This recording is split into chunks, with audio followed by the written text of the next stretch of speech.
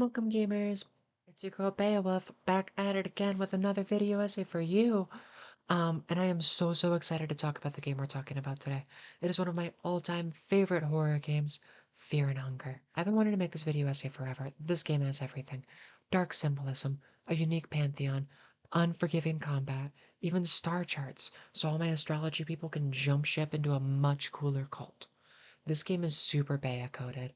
So if you're looking for a deep dive lore video into the various endings, gameplay, or characters of Fear and Hunger, this video essay is not totally that. I do want to take this chance to plug Wormgirl though, who's got a pretty exhaustive explanation of this game series on her page. Could not recommend her video essays highly enough. Go check those out. I specifically wanted to make this video essay to explore the different thematic aspects of femininity that are present in the unique stories and struggles of the female contestants in Termina. I hope you enjoy.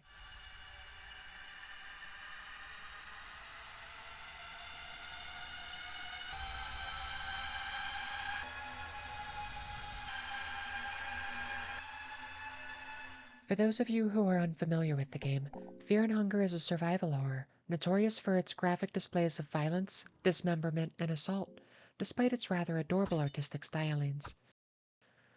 After the release of the first Fear and Hunger in 2018, the singular developer Miro got some flack for the game, which some people complained featured gratuitous and unnecessarily violent SA scenes. I respect their opinions, as the game does have some questionable instances. It's important to note, however, that these scenes aren't guaranteed to happen. I was able to beat the game with my favorite magical twink without encountering any of it, or at least making all my coin flips to avoid it. I think that the possibility of a fate such as that, while hard to stomach, enhances the tangible fear contained in each and every combat. It's also important that both male and female characters are treated equally in this regard. The men of Fear and Hunger have just as much risk thrust upon them, assuming you don't get eaten at the beginning of the game. Don't get me wrong, there are definitely games that I think are thinly veiled excuses to mask a developer's darker kinks, but Fear and Hunger isn't one of them. The second game in the series came out 4 years later, in 2022, and Miro had farther honed his craft, developing a new storyline in a dark world set hundreds of years after the events of the first. Notably, Termina has a lot less opportunities for your character to be attacked in that way, and expands on the character roster threefold. The same themes of despondency, ambition, transformation are present in the second game as the first. You're still afraid. You're still hungry. The old gods still bicker with the ascended gods, who still bicker with the new gods. Mortals still serve some gods' wishes, some serving gods a bit more violent than others.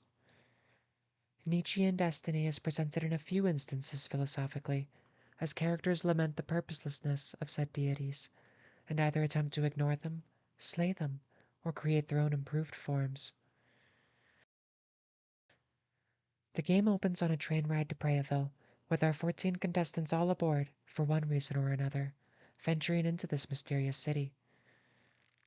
In the wake of the war between Bremen and Rondon, the two largest empires of this time, the city of Prayaville has surely seen better days. Its inhabitants, or what's left of them, are twisted and deformed in mind and body. Aboard the train, each and every character experiences the same dream: blue butterflies, a girl in red shoes, basically Santa's workshop, and whether you kill the janitor or not, escape. But before re-entrance to reality, you're pulled into a second dream, one atop a large tower. Before you stands a being with feathers and purple markings on him, similar to the ones of the janitor in the workshop. The being's name is Perkel, the sulfur cultist. It tells you that you have arrived just in time for the festival of Rare, the trickster moon god. The contestants have 3 days to be the last one standing and the victor of the festival, killing each other person aboard the train. Upon awakening, the train stopped just outside of town, the tracks into the city proper blocked off. As you wander outside, the rest of the contestants are already out there, discussing the shared dream and what it may mean. Many write the dream off and go about their original missions that brought them to Prayaville. Others take the games a bit more seriously. Your choices over the course of the next 3 days determine how many, if any, contestants survive, as well as the multiple consequent ending paths.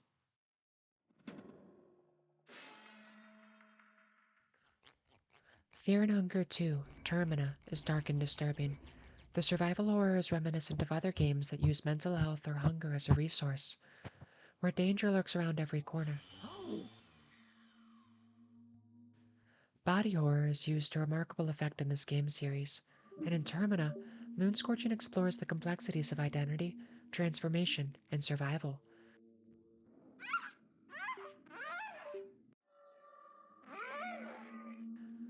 One of the, I think, under talked about elements in this game is its depiction of femininity, which in popular horror games historically hasn't been approached with too much tact. This game, in contrast, doesn't shove femininity into a damsel in distress story or into its own scantily clad box, but rather portrays a multitude of attributes foundational to cultural and historical views of femininity. It explores resiliency in the face of suffering, the bonds of trauma, and the quest for self actualization of mind and body. In a world where survival and identity are inextricably linked, the four playable women of Fear and Hunger 2 remain demonstrably irrepressible. These characters, each with their own personal struggles and narratives, contribute to the game's overall exploration of gender, strength, vulnerability, and transformation. The first of our female contestants is named Abella. Abella, a mechanic from Oldegard, is portrayed as a strong-willed, resourceful, and independent woman, embodying a more traditional form of resilience. Her upbringing as the eldest sibling enforced the need to care for others from a young age. In her backstory, we see this dichotomous struggle between an ambition to help amidst a looming war and the need to continually care and support for her family. One night, as she grapples with the choice to aid the resistance in the war or to provide for her siblings, a knock on her door changes everything. An injured Rondon soldier is at her doorstep. She faces a choice: turn the soldier into the guardians of Oldegard for some shillings, or to nurture him back to health. Regardless of the choice you make, the war's underground resistance, the nameless Liberty Underground, reaches out to her. The encounter with the clandestine NLU emissary, coupled with the increasing tumult across the entirety of Eastern Europa, culminates in an invitation to Abella, an offer to provide her engineering genius to a cause rapidly thinning on comrades. Her mechanical prowess and knack for building things is directly useful in the opposition of the oppressive forces at their doorstep. She makes traps and weapons for their struggle, but with word of larger, darker things happening across the continent, Abella turns her eyes to Breaville, driven by a mix of duty and intrigue. Her strength comes not only from her technical skills, but also from her inner resolve to survive and uncover the truth behind the horrors that the world now faces. Abella's character contributes to the broader themes of femininity by breaking the mold of passive victimhood. In a world dominated by violence and decay, Abella's survival is testament to her strength and autonomy.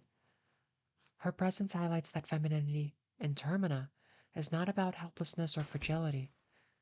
Instead, it's about persistence, resilience, and the ability to carve out space for oneself even in the most harrowing circumstances. And girl, the circumstances get harrowing. She receives the dream, just like the other 13 contestants aboard the train to Prayaville, but goes off to investigate the various oddities present in this place. What Brickell doesn't tell us in the dream is that by the end of the Festival of Termina, each contestant who doesn't participate will moonscorch. A terrifying transformative process which renders people feral and monstrous. Hmm. I believe the moonscorch transformation manifests itself as the contestants' own unique fears, struggles, or mindsets. It appears to be directly related to a stress response, as each of the contestants, except for two, moonscorch, and the other two die naturally, by their own hands or something else's. If Abella isn't the contestant the PC chooses to play as, she can be found on the morning of day 1, near a bunker she means to explore. Hopefully it holds hidden clues about the Bremen Army's experiments, or the status of other NLU agents who might have been this way before. If you dawdle too long, exploring other areas first, she's no longer found where she was originally. Instead, you encounter a strange creature in the belly of Tunnel 7. An extremely deformed Abella is found, her moon-scorched version, known as Jognar. So what exactly happened in the extremely short time since departing from the train that could have caused such a horrific experience? We supposedly had until the end of the festival, right? Well, not quite. While it is true that at the midnight of the third day, everyone will moon-scorch due to the chaotic rays of the moon god Rare, it's also true that sufficient stress or despondency can act as a catalyst for such a thing. So what got to Abella? Consider the surrounding area. Extremely close by is what I think of as the tutorial enemy, the Woodsman. This enemy, depending on which way you take from the start, might be the very first enemy encountered in the game, which should teach you to run the fuck away and come back at a later time with more items and party members. He has a coin flip attack though, and upon loosing it, his parasitic appendage detaches and clings onto its new host, your head, rendering you blind and immobilized for the remainder of the fight as it clogs your face and throat. Assuming Abella has explored the tunnel, she most likely continues on her path into the city, leading directly past the woodsman. It stands to reason that she finds herself trapped in an encounter with it, and even if she was able to stun him with her wrench, the appendage has a mind of its own, and it latches itself onto her. Panicked, blind, and with something lodged in her throat, she runs erratically, finding the tunnel she just returned from.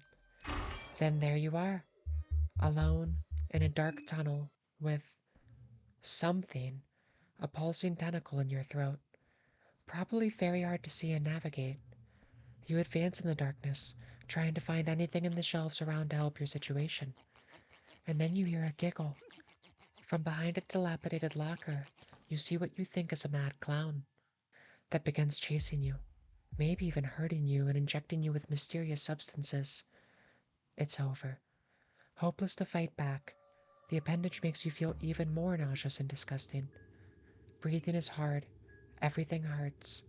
No point in blindly throwing a wrench, if you even still have it. With all of that, I think Abella's mental state is in shambles. She knows it's over, and in those last throes she feels it crawling under her skin. Rare's influence. Even Needles gets the fuck away knowing what's happening, hence he's not in the tunnel with the Jognar. And there you have it. The woodsman's parasite is particularly distressing for Abella because of her history with sexual objectification. Several characters in the game make inappropriate comments about her appearance, such as Henrik, Pav, and Caligula. Notably, Caligula attempts to assault her only when she is the player character, and is the only female contestant that triggers that event when sleeping in the mayor's bed. Abella is portrayed as the most conventionally attractive woman in the game. This is emphasized by the other characters, like Marina calling her the pretty lady, and Osa assuming that she's the red-haired woman. Side note, if you play as Abella for this interaction, Osa changes his dialogue to a light-haired girl, so Marina's second prettiest confirmed. Her beauty likely makes her a target for more frequent harassment, adding to the distress caused by the woodsman's phallic appendage. All of this feeds into why her transformation is the way it is. Jognar is a large, muscular being with a more traditionally male body type, the only one of the moon-scorched female contestants that loses its femininity. Throughout Abella's story, we have this layer of beauty and softness, those things Abella enjoys, such as romance novels, horses, and homemaking, suggesting a derelict house could use a woman's touch. She was the eldest of her siblings, and that caring, nurturing nature is embedded in her core. She fears hurting others with her strength. Her physical strength, in contrast, causes her stress. That role that she has played in the war as a mechanic has built her to be strong, chiseled, even potentially disconnecting her a bit from her femininity. She doesn't seem to feel masculine inherently from her role as a mechanic, but rather the masculinization of hard work manifest, hours of hammering and welding evident across her build. Abella describes herself as an elephant in a porcelain shop, clumsy and out of place, oafish despite such a technically demanding job. Her moon scorching is the manifestation of that mindset. Jognar's lack of femininity likely represents Abella's bottled up anger and frustration from being objectified. The medical diagnosis skill shows that Jognar's muscles are constantly tense, symbolizing her unresolved rage and discomfort, a perpetual on edge. Abella's story is tragic, her beauty and strength such positive qualities, the objects of her loathing and deepest set fears. The experiences she's had with men and objectification causing her to be tense in mind and body, and at the end of it all, show that deepest fear of being that elephant in the porcelain shop. Her desire for the more delicate, butting against her life path of physical strength. She doesn't feel beautiful, but at the same time has to deal with the unwanted advances of men, which I'm sure a lot of women can relate to. Karin Sauer is the second female contestant that we're going to analyze. Karin is a war correspondent, a journalist who has covered wars, you know. She introduces yet another layer to the thematic exploration of femininity in Termina. As someone who has witnessed the horrors of war, Karin represents the intersection of femininity with trauma and the attempt to retain one's humanity amidst destruction. Her role as a journalist reflects the search for truth, yet it is also highlighting the emotional toll that comes with bearing witness to violence and suffering. But her story starts long before her career in journalism. As a child, Karin was restless and adventurous, constantly escaping her home and getting into trouble, much to the frustration of her nanny, Dahlia, who raised her. Karin's parents were wealthy, but not noble, which led to them being looked down upon by Bremen's elite.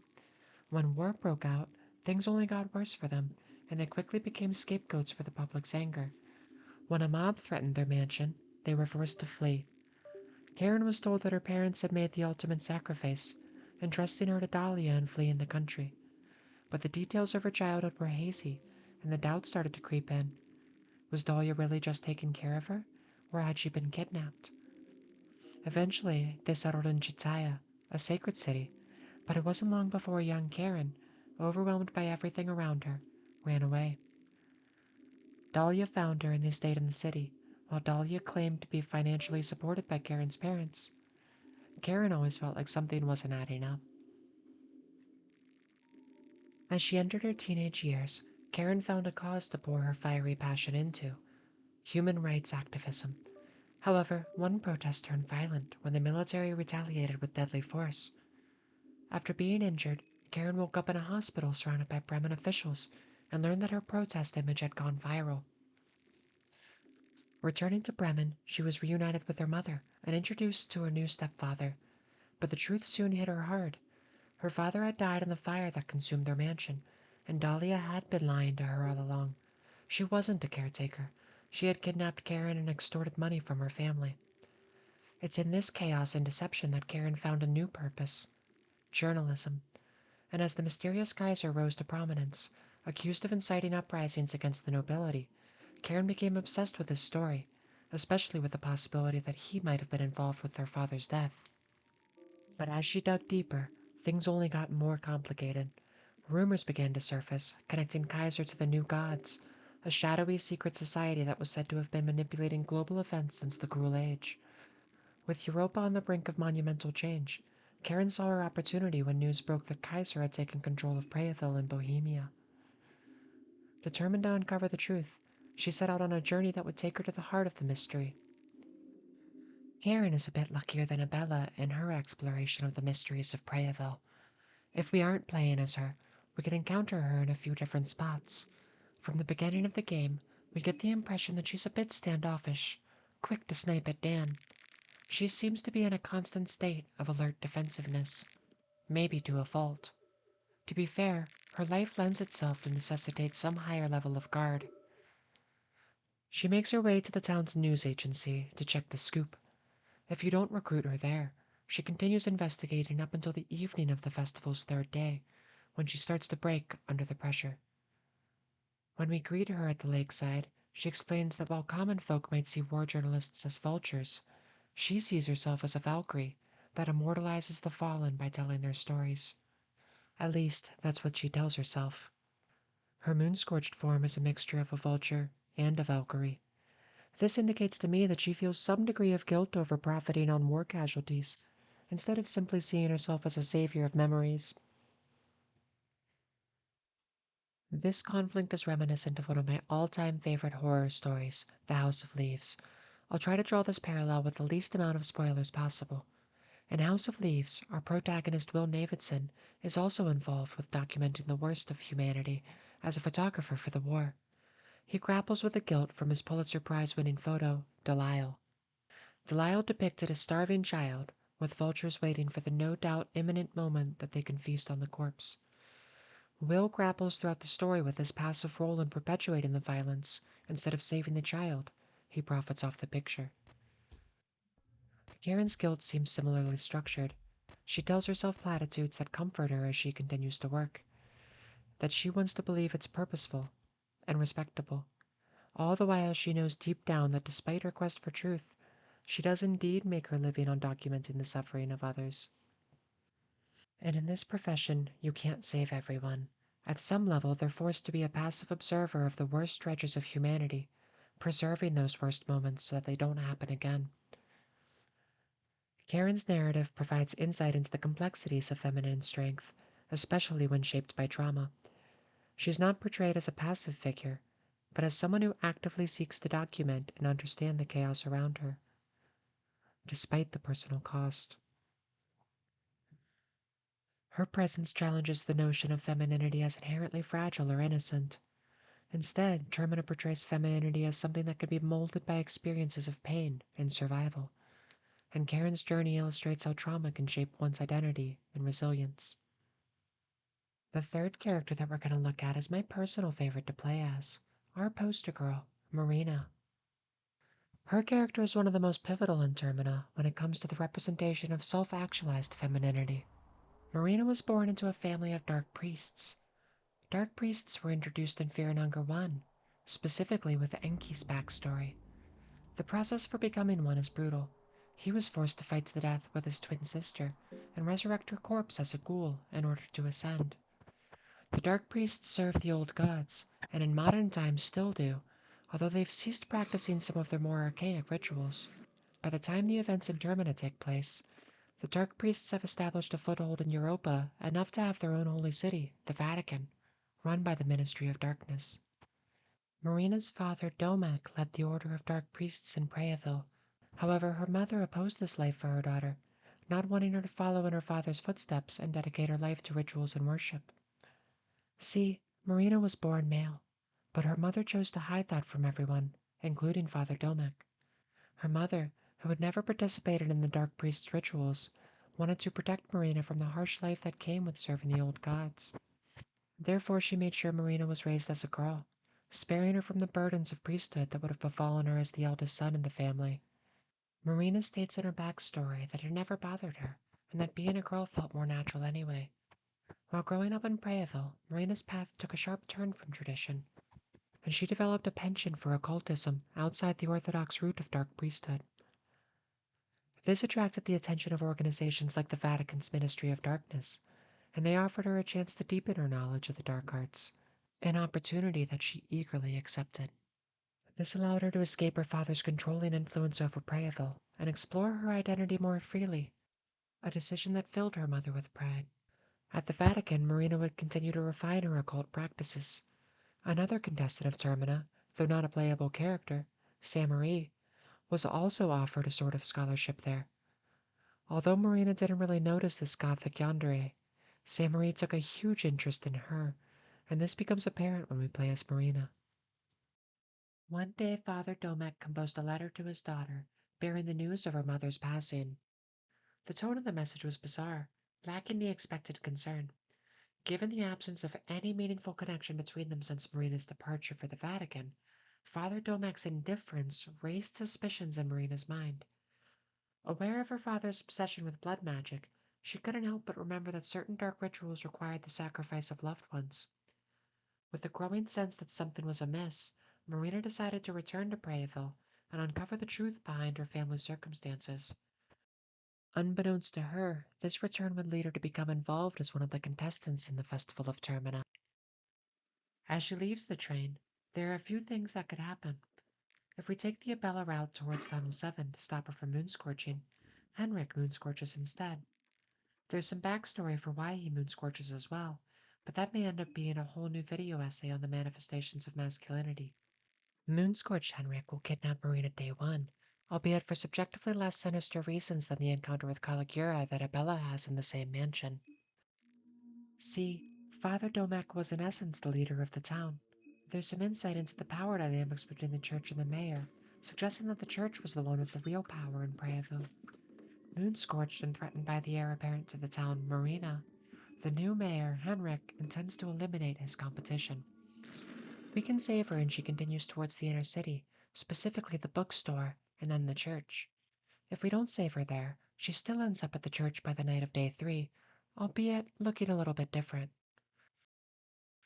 If we manage to get to the church the morning of the first day, there's a unique interaction between Marina's old classmate Saint-Marie and Marina's father, Domek. Saint-Marie says that she's here because of Marina, which disturbs Father Domek, who misgenders her, and saying that person died alongside Marina's mother in their dirty little secret. It's the only blatant instance of transphobia in the game, and doesn't present itself as pro-bigotry in any sort of way.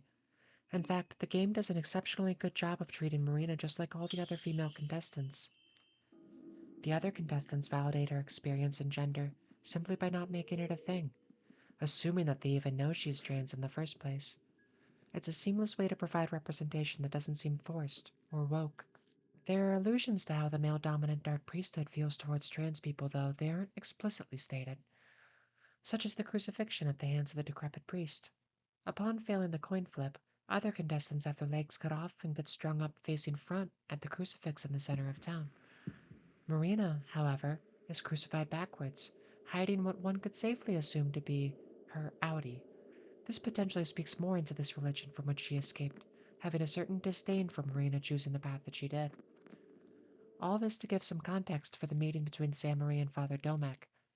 Saint-Marie shares the last thing that stands in the way of her and Marina being together is Domek. Domek grows agitated and grabs Saint-Marie, hitting her repeatedly and demanding answers about Marina's location. Saint-Marie then stabs him repeatedly and runs into the church's basement. If we confront her about this as Marina, Saint-Marie is excited at first, but that soon fades as Marina states that she genuinely doesn't know who Saint-Marie is, claiming to have never met her before, despite Saint-Marie knowing so much about her own life. Saint-Marie has built up this idea of their relationship in her head, and has watched Marina intimately, doing her makeup, reading, caressing herself, and goes as far as to claim that she knows how much Marina hates her dad, which is why she killed him upstairs. Marina reprimands Saint-Marie for her actions and assumptions, and tells her that she is no better than the monsters that reside here, and that she doesn't care if Saint-Marie rots. This is enough to send Saint-Marie over the edge, moonscorching her, transforming into dysmorphia, perhaps as a manifestation for her own self-loathing nature. If we talk to the pillar of living flesh that is Marina's father after he was stabbed, we realize that Domek is still, quote-unquote, alive. Due to whatever archaic rituals he dug out of ancient tomes, he was able to bind his essence to the church, even in death. Lamenting his actions, mindsets, and even existence, she describes this as a fitting end.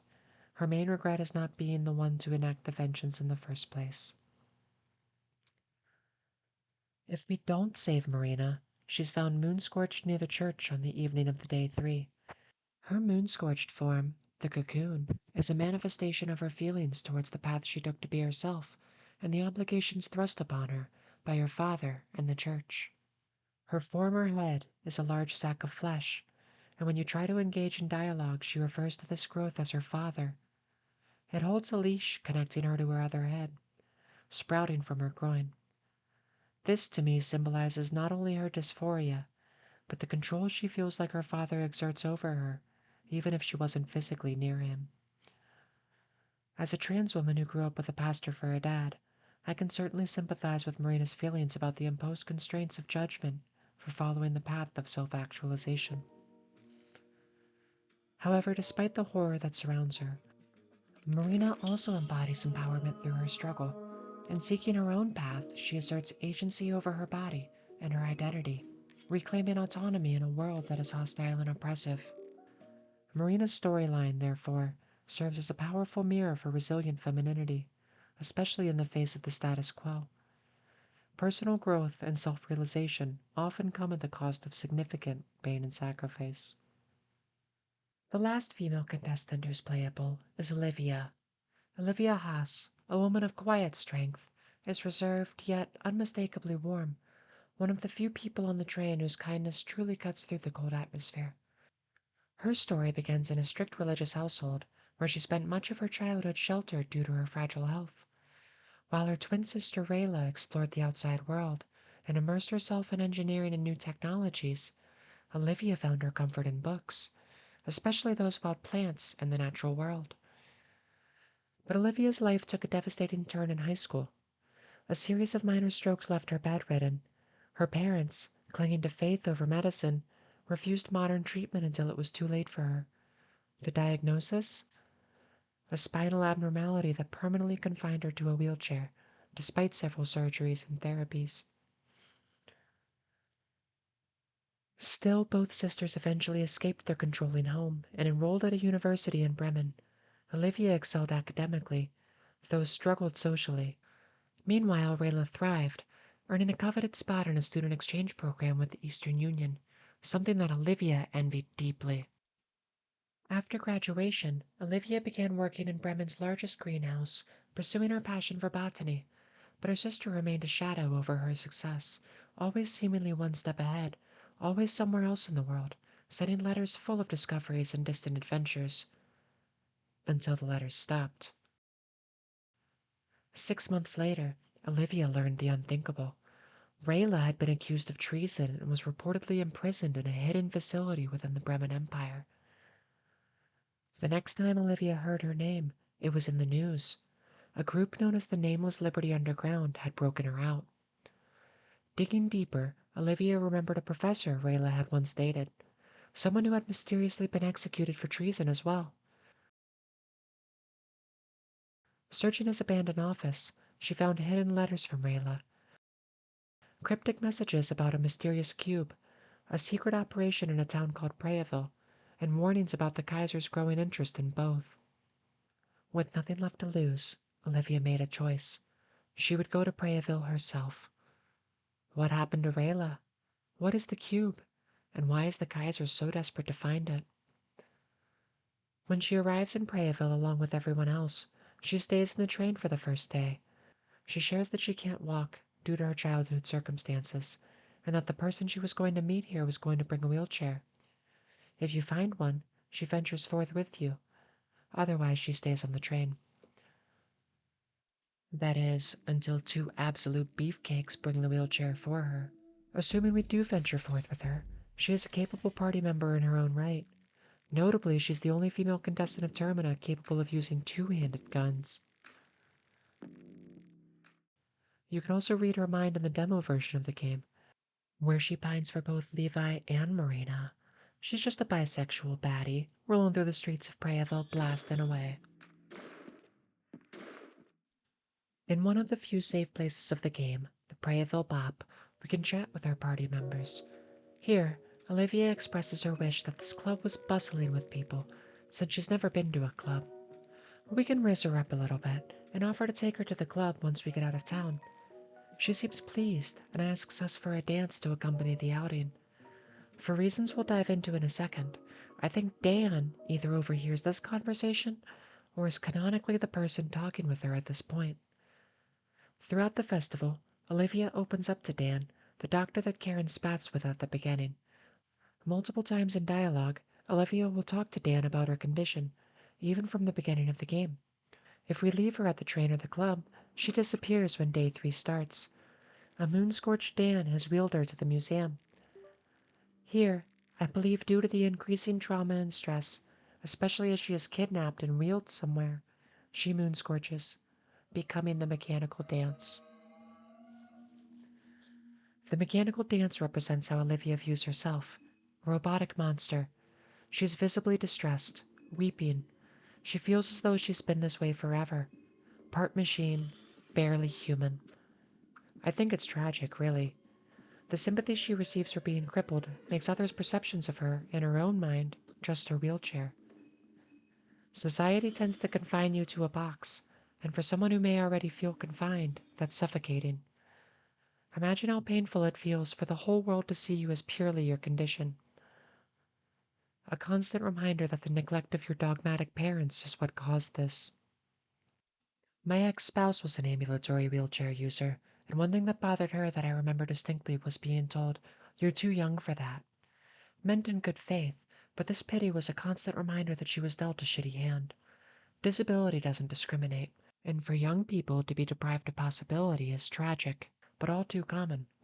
It's easy to feel as though people see you as your mobility device, which sucks. Relying on others on a bad pain day to get around, especially in non-ADA compliant areas, that can feel super dehumanizing. Being forcibly wheeled to the museum in a town full of monsters and a crazy moon god? Yeah, that could do it. An interesting interaction and closure to Olivia's quest happens if we play as her and complete the game with the logic ending. Normally, we uncover the mysteries of Prayaville, connecting various stations throughout the town to the main computer to access a secret facility called the White Bunker, home to Kaiser and his experiments. As we slay this final boss, this attempt from Kaiser to create a new god, we're amalgamated into a large hive mind of global consciousness. As Olivia, however, she calls for us by name, and we know this to be her missing twin, Rayla, the host of Logic, the new machine god.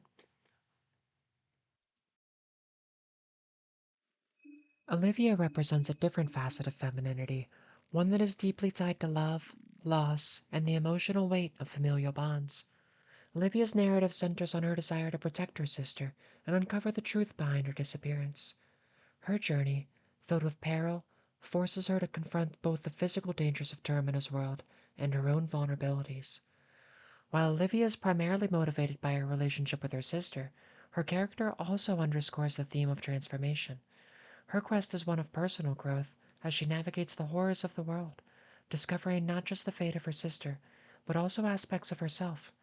Olivia's story, like the other contestants of the game, touches on themes of identity as she's forced to evolve and adapt in a world where survival is nigh but impossible. Her journey reveals that femininity can also be defined by emotional strength and the capacity to endure and protect. The female characters of Termina all navigate a world of violence, manipulation, and existential horror. However, this game subverts traditional gender tropes by not presenting these characters merely as victims of their own circumstance, but rather as active agents in their own narrative. Femininity in this game isn't portrayed as monolithic. Each female contestant embodies various aspects, from Abella with her nurturing resourcefulness, to Karin with her expressiveness and her drive to persevere. Olivia with her familial devotion, and Marina with her quest for self-actualization and transformation. The common thread between them is their capacity to survive, evolve, and adapt, even in the face of overwhelming horror and despair.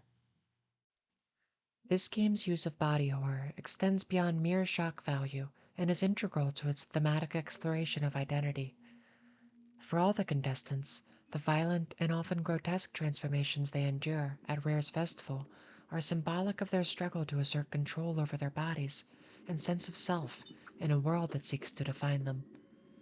These transformations are not only physical, but psychological, representing the internal battles of self-acceptance in the face of extreme peril. Fear and Hunger 2 Termina is good. It is complex, nuanced, and extremely bleak. But despite some really unnerving interactions, this game deals with intense topics in a way that doesn't make light of them. The gameplay and dialogue emphasize even more so the need for strength and resolve, and the female contestants rise to the occasion. Together, these characters illustrate that femininity is not a static or singular experience, but one that's shaped by personal agency, survival, and the constant negotiation between societal expectations and self-determination. In Termina, femininity is both a site of suffering and empowerment, where the body becomes a battleground for control, autonomy, and identity in a brutal and unforgiving world.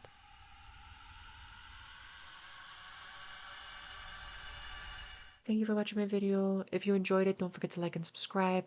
Also consider checking out my Twitch if you want to see me play the games live. Much love. Mwah.